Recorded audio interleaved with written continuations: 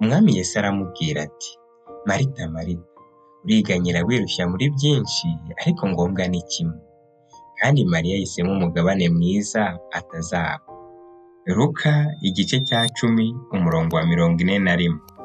Igihe Marita yari arembejwe n'akazi ko mu rugo, Mariya yari ku birenge bya Yesu, yumva amagambo y'ubugingo ndetse ashaka no guhemburwa k'umutima.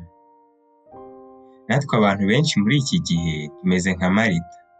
Turi gukubita hirya no hino ngo turebe nimba imiryango yacu yamera neza, ko twagera ku ntego twihaye, ko twazamurwa mu kazi, ko twakwiga amashuri tukagera mu rwego rwo hejuru, n'ibindi byinshi turi kwirukaho mu buzima bwacu busanzwe.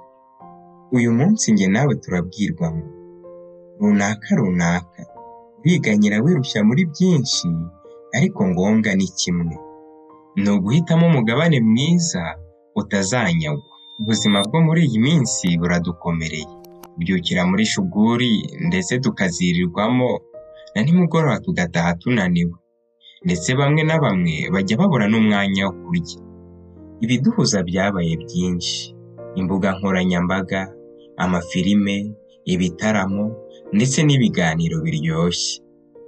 Nawe uyu munsi urabazwa ikibazo kimwe: mbese n'icyo ugira nyambere mu buzima bwawe?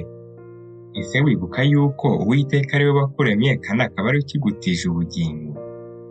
Mbese umunsi wose ntuba uhuze ku buryo utabona n'umwanya wo gusenga ushimira Imana yaguhaye kubaho? Mbese byakumarira iki gutunga iby'isi byose ariko ukabura ubugingo buhoraho? Gukora bifite akamaro mu buzima bwacu, ariko gukora dusenga byo ntibifite akamaro mu buzima bwacu gusa, ahubwo bifite akamaro mu buzima bwacu bw'uyu munsi ndetse n'ubw'iteka ryose. Yesu ati, dore mpagaze ku rugi ndakomanga. Umuntu niyumva ijwi ryanjye agakingura urugi, nzinjira iwe dusangire. Akongera ati, mube maso musenge mutajya mu moshya. Akongera ati, ikibasinzirije ni iki? Nimubyuke musenge kugira ngo mutajya mu moshya. Uko abigishwa ba Yesu bari bagushijwe agacuho n'imirimo y'uwo munsi, niko natwe muri iyi minsi tumeze. Yesu araturarika ngo mube maso musenge.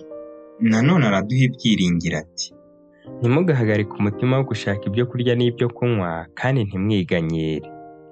Ibyo byose abapagani bo mu isi nibyo bashaka, burya so abazi ko namwe mubikennye.